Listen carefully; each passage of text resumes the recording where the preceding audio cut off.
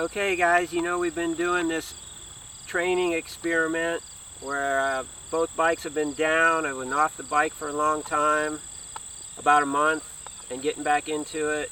I've never done even near all the cycling that I've done, even past that time, starting back in May. So it's May, June, July, August, a good 4 months of a lot of cycling. And only rode about once a week until my bike broke. Then I didn't get to ride for a month. Now I'm just back on them. The footage you're watching right now is from last Saturday, which was 4 days ago. Today's Tuesday, or is that 3 days? Sunday, Monday, yeah, 3 days ago. And I wanted to see how I feel, you know, getting back on the bike. Well, I felt really good. My cardio was really good. And what was interesting was how high my heart rate was on the motorcycle, and still didn't feel like I was working that hard, like I could have kept going a lot longer.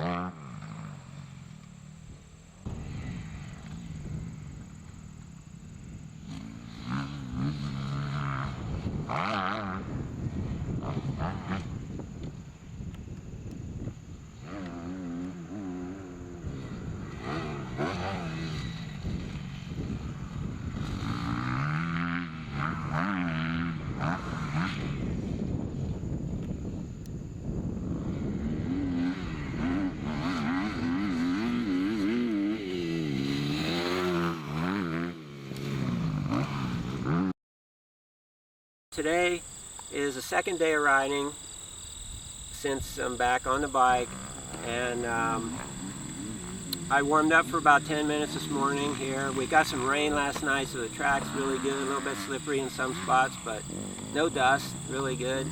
So I'm going to ride a little bit more today and evaluate it a little more, and then tell you guys how I felt. So all that footage you just watched from the first day. Now we'll get you some second day footage.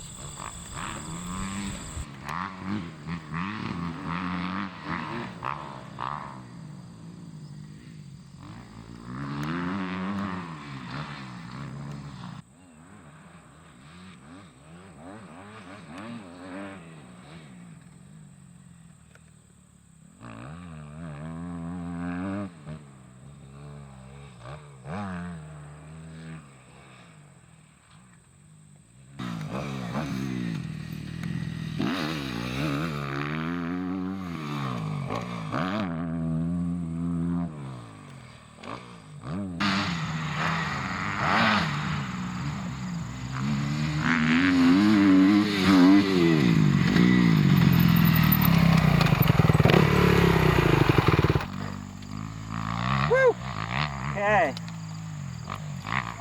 into the second day of riding, and I think the experiment test of all that bicycling, changing up my program a little bit, was really good. I mean, my cardio feels a lot better, and I'm surprised, you know, getting more in touch with my cardio and my heart rate, wearing a heart rate monitor all the time, and feeling what it is on the bicycle. Because on my bicycle rides, I was doing about 88 to 89% of my max heart rate on like an hour, even 2 hour rides. Getting out here on the track, I'm finding out that my heart rate is even higher than that on the motorcycle. I'm getting up to 152, and for my age, that is like 92% of my max. When I'm doing a 22-minute moto, my average heart rate was 92% of my max. So that just goes to prove that cardio is the key for motocross. I mean, you've got to have the cardio. Once you have the cardio and you want to strengthen some more of your body, you can do some weights. But I know a lot of people that put weights before cardio, and it's not good, believe me. You've got to have the cardio, man. You've got to have the pump to run everything. Once you have the pump running everything, you can go hard and maintain that heart rate without getting exhausted. and I saw the improvement from doing all that hard cycling.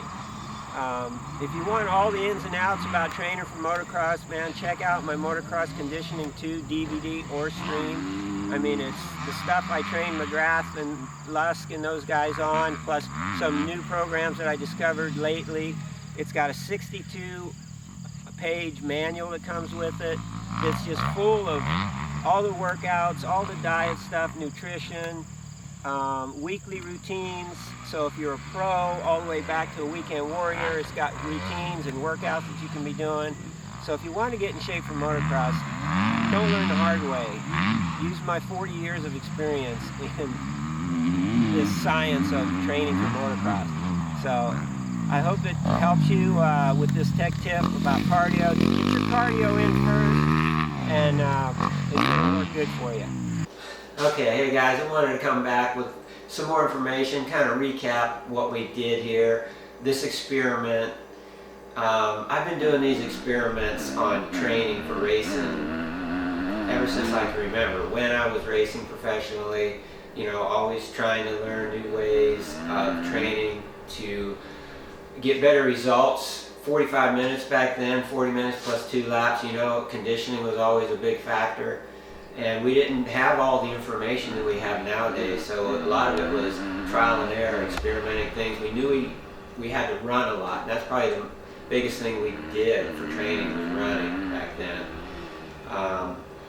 But ever since then, you know, especially after I retired, learning more about training, I still loved to ride a lot, so I was riding a lot. And as I was learning new things about training, I was a guinea pig. You know, I tried on myself and see how I felt on the bike. And I'm still doing it today. You know, this is just another one of those things where I was trying a new way of training that was different for me, and seeing what the results were on the bike. And this time I shared it with you on the video through the process of doing it. You know, as I said, I put in a lot of miles on the road bike. I don't have any footage of that, but a lot of miles on the road bike. On Map My Ride, it's on there too.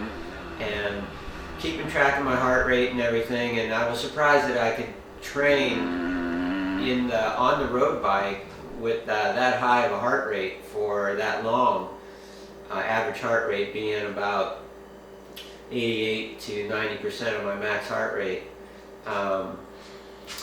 And I learned too that, yeah, it's suffering. You know, that's why they say in the cycling you got to suffer, and it is suffering. But I found too that it's really the way you look at it and the way you think about it. And I was able to really not look at it as suffering. I was looking at it as it's just uncomfortable. I know when I'm gonna stop, I'm gonna feel fine again. So mentally, I got used to that and was able to do that without too much problem. I really didn't feel like I was really suffering. And I found too that if I stayed in the moment and just focused on what I was doing, riding the bicycle, being in the right gear and trying to keep my cadence and just staying in that moment and not thinking about, oh man, I still got 3 big climbs to do before I get back. And you know, if I found myself thinking about those, I would just get them out of my mind and focus back on, I'll deal with that when I get there, and stay in the moment. And it was, I really felt good from it, and I felt that my cardio definitely got a lot better in those 4 months, and I was able to ride the bike hard and not get tired on it, and feel pretty loose and feel pretty good actually. And I wanted to say too that the first day that I rode after a month, I got noticeably sore the next day from riding, not being used to riding that much. A little bit sore everywhere throughout my whole body. But I'd say on a scale of 1 to 10, it was maybe a 3 of soreness. So it was a good sore. And then I took 3 days off before I rode the motorcycle again, although I continued to train on the bicycle. And then when I rode, the last day was the last footage that you saw, and me recapping there at the end. And now it's been 2 days after that, and I didn't get sore at all the second time after riding the second time. So just want to bring that information to you. That's the way I experiment and learn more things about training and then put them into my training materials. And it was also interesting to me to find that in a 20-minute moto, and also I did a 30-minute moto after that last video recap you saw. I went back out on the track and did a really hard 30-minute moto, and my average heart rate for that 30 minutes was 92% of my max, which is really hard, you would think. And what that is, it's really right below my lactic threshold. If I would go above that intensity, I would pump up lactic acid and really hit a wall and have to stop. You know, you'd be totally exhausted. So I think that's really important to train when you train in cardio, whether it's running or on the bicycle or when you ride motocross, is you want to stay right below that lactic threshold where you reach failure. And I could really feel that on the bicycle, on some of the uphill climbs where I was pushing pretty hard. You know, at the top, I was just about getting into my lactic threshold, and then it was nice to recover from it after that. So, to really benefit you, once you get in pretty decent shape, you got to be pretty uncomfortable right below that lactic threshold to really make progress. So being able to maintain that heart rate, you got to wear a heart rate monitor. Nobody knows really where you're at.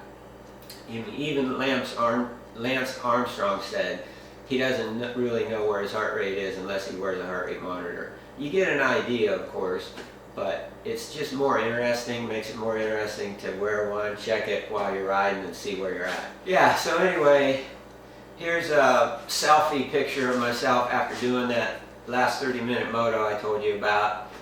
That looks a little more realistic than when I was pulling up to the camera and talking. I really didn't just do a 20 or 30-minute moto. I was riding for the video. But yeah, after the motos you can see that I'm pretty well spent, but it's a great feeling. I love it. And I hope this video, this tip about training inspires you to get back into it and just do your training, do the cardio. If you want some more better ideas, get my motocross conditioning DVD. There's 2 of them out. And find out some more inspiration and some more ways that you can train to make you better on the bike and better in general. Feeling better. Feeling good. Wanting to train. I hope you get that out of this video.